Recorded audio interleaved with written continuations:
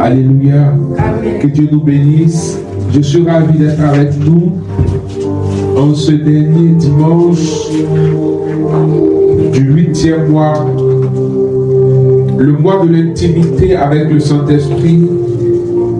Et en ce mois, le thème qui nous a conduit et nous a gouverné était la croissance spirituelle.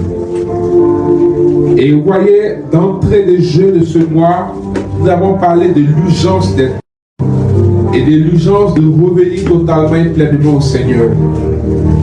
Ensuite, nous avons parlé de la communion, de l'intimité avec le Saint-Esprit et comment grandir dans l'intimité avec le Saint-Esprit. Parce que grandir dans l'intimité avec le Saint-Esprit est le moyen par excellence pour grandir spirituellement. Nous ne devons pas rester bébés spirituels, mais nous devons grandir dans la vie en Dieu et pour Dieu et par Dieu. Et ensuite, nous avons compris qu'il y a le risque de la déconversion de beaucoup de jeunes, ce qui fait que beaucoup ballottent. Nous avons vu aussi qu'il y a le risque d'être des nains spirituels. Donc, des personnes qui normalement devraient croître, mais ont une malformation ou une déformation due à la croissance qui a été mal avancée, ou en chemin il y a eu un détour, ou bien en chemin il y a eu des événements soit imprévisibles, soit provoqués ou souhaités, ou même la manière dont ça a commencé, on pouvait prévoir comment ça allait finir. Là, on comprend qu'il y a le risque de commencer, de bien commencer dans l'esprit et finir dans la chair, comme Paul interpelle les chrétiens de la galaxie. Frères et sœurs, et nous continuons dans cette même lancée aujourd'hui, et nous disons ensemble au Seigneur, allume en moi un feu nouveau. Le thème de ce jour est Seigneur, allume en moi un feu nouveau. Ou du moins même le thème depuis le dimanche dernier, c'est une série de Seigneur, allume en moi un feu nouveau. Nous avons parlé de vaincre les pièges de la déconversion et revenir au Seigneur.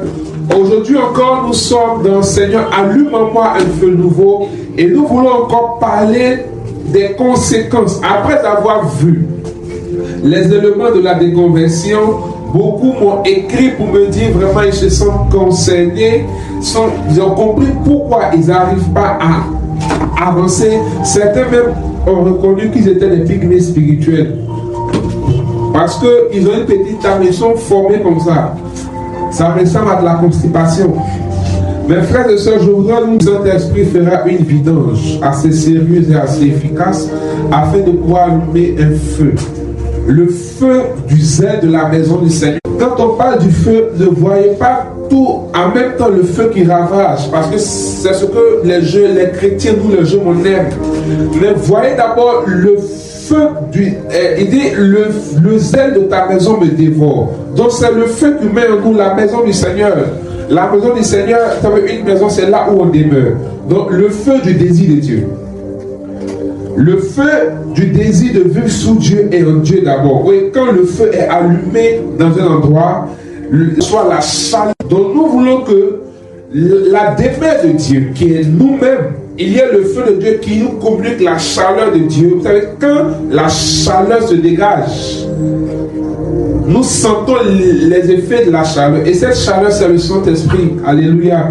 Et nous voulons que les effets de l'Esprit se fassent sentir dans nos vies. Ensuite, nous voulons le feu du zèle de l'évangile, parce que nous voulons sentir, frères et sœurs, parce que nous voulons aller gagner des vies et des âmes à Jésus, parce que nous ne voulons pas rester comme ça, sans rien apporter à l'existence de l'humanité, mais nous voulons recevoir le feu de Dieu et nous voulons devenir un feu de Jésus-Christ.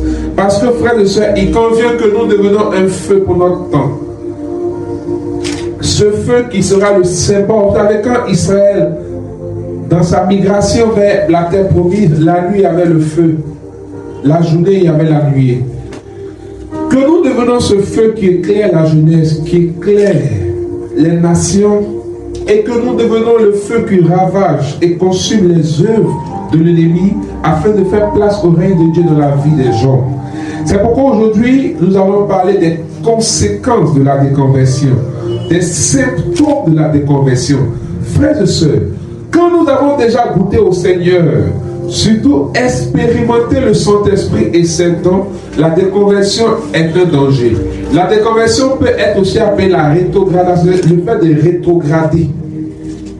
Et c'est dangereux d'avoir goûté aux choses de Dieu et de revenir à nos vomissures, de revenir en arrière. Certains reviennent, d'autres abandonnent, d'autres fuient, d'autres laissent complètement. Frères et sœurs, c'est dangereux. Ce n'est pas sans conséquence. Vous voyez, quand Adam et Ève ont vécu la déconversion, ils ont rétrogradé. Le Seigneur dit, Adam, où es-tu? Il n'était plus dans la dimension souhaitée. Ensuite, ils se sont cachés de Dieu, la honte du péché. Et qu'est-ce qui va arriver? Dieu manifeste son plan de miséricorde. Vous savez, la miséricorde de Dieu n'a pas commencé quand Jésus est arrivé. La miséricorde de Dieu a commencé depuis que Adam et Ève ont péché. Parce que la faute que Adam et Ève ont commis était assez grave.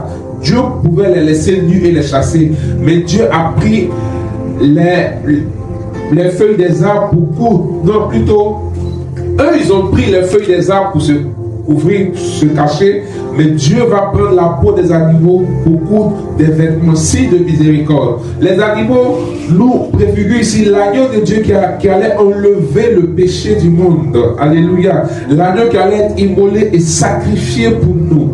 Et ils sont voyés que ils ont quitté l'environnement favorable à cause de la déconversion. Donc ce n'est pas sans conséquence. D'abord pour nous, en nous, ceux qui sont autour de nous, et souvent même sur notre descendance. Donc il faudrait faire tout pour ne pas y arriver. Alors, nous allons écouter la parole de Dieu en Hébreux chapitre 6, versets 4 à 8. Nous lisons la parole. Hébreux chapitre 6, versets 4 à 8. Il est impossible. Vous voyez ici, l'auteur aux Hébreux, la manière, le texte commence métrique. Parce qu'il dit, il est impossible.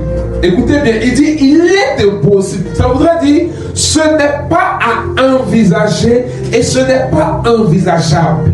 La déconversion ne doit pas faire partie du processus de croissance d'un chrétien.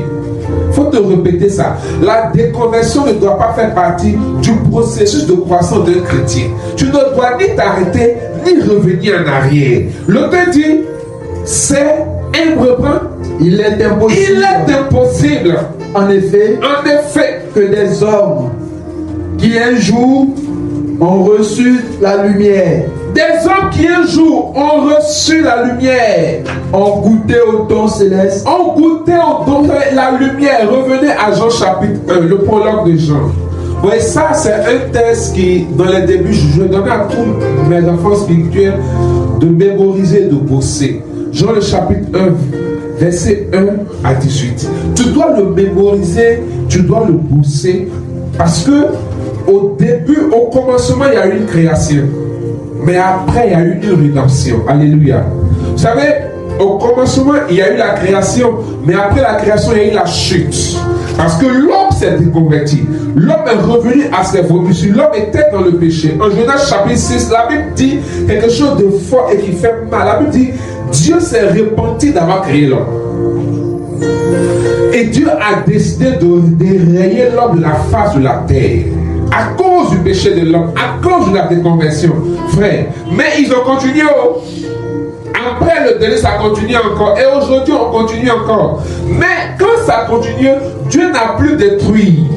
Dieu a fait ce qu'on appelle la rédemption. Et cette rédemption nous est déjà présentée par le prologue de Jean, Jean chapitre 1. La lumière est venue. Et c'est pourquoi en Pâques, la nuit de Pâques, certains ne comprennent pas pourquoi on doit faire veille pascale et puis faire messe dimanche. Et ils pensent que c'est compensation. Quand ils font veille de Pâques, ils ne vont pas à la messe dimanche. Ou bien soit ils dorment veille de Pâques là à la maison et puis dimanche ils sont à la messe. C'est pas la même chose. La nuit pascale, c'est la nuit de l'espérance. Vous voyez d'abord l'espérance que la lumière va jaillir du tombeau. Et c'est pourquoi à la nuit pascale, il y a ce qu'on appelle la liturgie de la lumière. Ceux qui ne savent qui peut-être ne comprennent pas, ceux qui y participent, vous allez voir qu'au début, on était toute la lumière et il y a un feu qui est allumé. Et c'est là-bas, on dit une parole qui me plaît, bienheureuse faute qui nous a fallu un tel rédempteur. Alléluia. C'est pourquoi le nom de Jésus est élevé au-dessus de tous les noms.